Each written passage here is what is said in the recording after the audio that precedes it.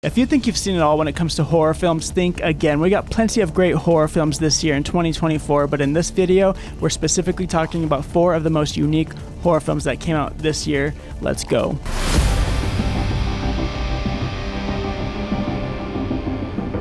Welcome back to Nonstop Horror, where we celebrate the genre all year long. Make sure to like and subscribe if you're obsessed with horror like me and you want more fun, exciting, and informative horror content all year long. When it comes to horror, it's important that we experiment so that the genre doesn't become repetitive and boring. I, for one, respect when filmmakers go outside of their comfort zone and filmmaking norms to create something unique that is true to their own vision. So today we're talking about films made by filmmakers just like that. These filmmakers brought us movies that are unlike any other that came out this year, and they should be celebrated in that regard. I'll give a brief overview on why they're unique, my thoughts on them, and where you can find them streaming. This will all be spoiler free, of course. Let's have some fun. And of course, if you've seen any of these movies, feel free to drop your thoughts down in the comments below.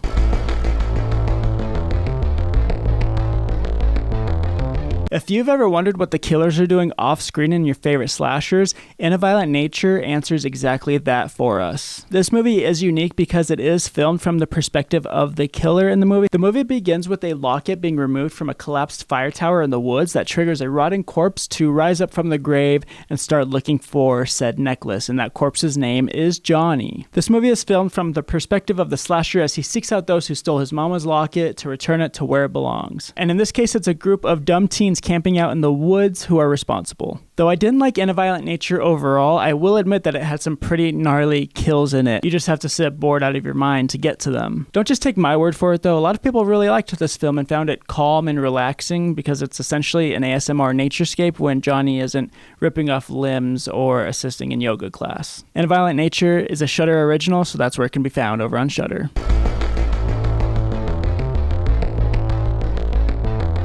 I Saw the TV Glow is unique because of its LGBTQ themes and exploration.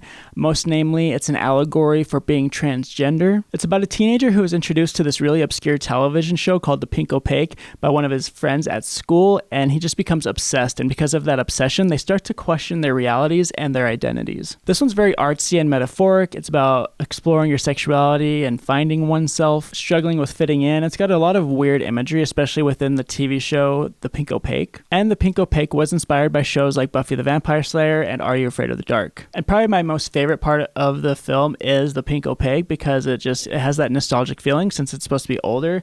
It's like something from the 80s or 90s. I'm a big Twin Peaks nerd, and there is evident inspiration from Twin Peaks in I Saw the TV Glow, and the director has even confirmed that they wanted to capture Lynchian terror, referring to David Lynch, who is one of the co-creators of Twin Peaks. This one kind of feels like a fever dream a lot of the time. It's the weird one of the year. It's very deep, emotional themes, and just a lot to dissect. Currently, I Saw the TV Glow can be streamed over on HBO Max.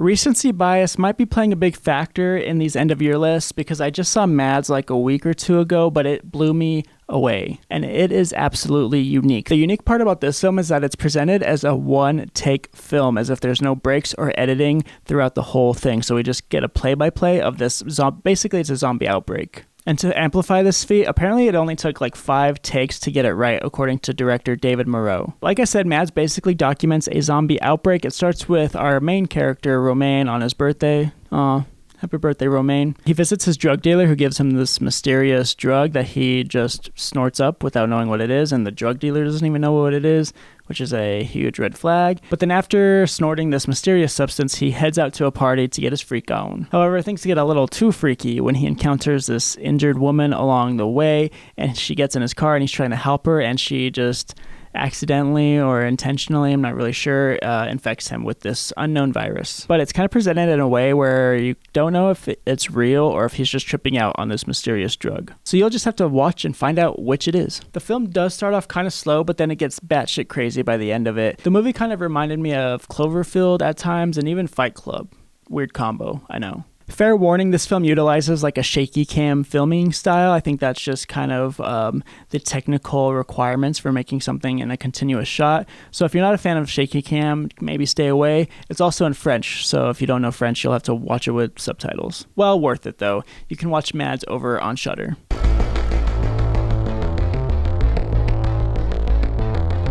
Last but not least, we've got Azrael. Azrael stars everybody's favorite modern day scream queen, Samara Weaving. Azrael kind of went under the radar, which is surprising to me since it stars Samara Weaving, which is like, she's one of the best actresses in horror to this date. But Azrael takes a stab at the Quiet Place theme of silence. Now, honestly, it's so under the radar that if I didn't see that Samara Weaving was starring in it, I probably would have passed it up. So Azrael takes place in this post-rapture world where there are these cults, at least one cult, where they have kind of vowed a life of silence. They need to suffer in silence, and so they like cut out their vocal cords so that they can't speak. And Samara Weaving plays a woman who is trying to escape this cult because they're trying to sacrifice her to these zombie-like creatures for some reason. There's a lot of action in this one and some really great jump scares, and because of the lack of dialogue, you can expect some really great visual storytelling. There's a lot of religious themes, very similar to The First Omen and Immaculate. The movie has a very claustrophobic and isolating vibe to it because it kind of just all takes place in this little community, this cult, basically. And so yeah, it's just really unique how they incorporate the no talking part to it. And yeah, this one has some great imagery and kind of goes places that I didn't expect it to, so it's definitely worth a watch. Azrael is another Shudder original, so it can be found over on Shudder.